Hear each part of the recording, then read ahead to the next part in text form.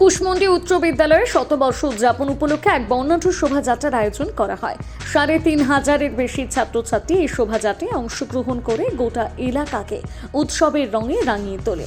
প্রদীপ প্রজ্বলনের মাধ্যমে শতবর্ষ উদযাপনের আনুষ্ঠানিক সূচনা করেন রাজ্য ক্রেতা সুরক্ষা মন্ত্রী বিপ্লব মিত্র।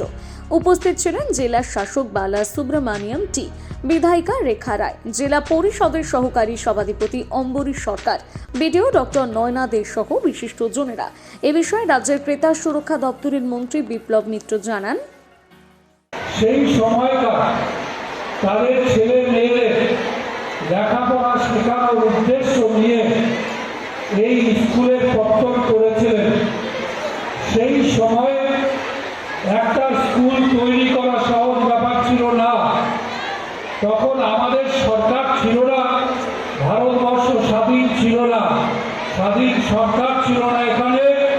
সুতরাং সেই অবস্থাতে ব্যক্তিগত উদ্যোগে সমষ্টিগতভাবে এই ধরনের কোনো স্কুল এইরকম একটা গ্রামের ভিতরে চালু করা যে কি ধরনের কষ্টসাধ্য ছিল। যারা বিভিন্ন স্কুলগুলোকে অর্গানাইজ করে তারা সেই স্কুলগুলো স্যাংশন দিয়ে স্কুলগুলো চালু করেছে, তারা অন্তত এটা রিয়ালাইজ করতে পারবে। আমি সেই জন্যই কৃতজ্ঞতা জানাই।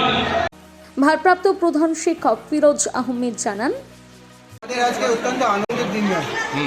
এই দিনেই আমাদের স্কুল 1927 সালে এই মহান পুণ্যতিথিতে বিবেকানন্দের জন্মদিনে 12ই জানুয়ারি এই স্কুল তার পথ চলা শুরু করেছিল। সেই পথ চলতে চলতে আজকে 100 বছরে আমরা পা দিয়েছি।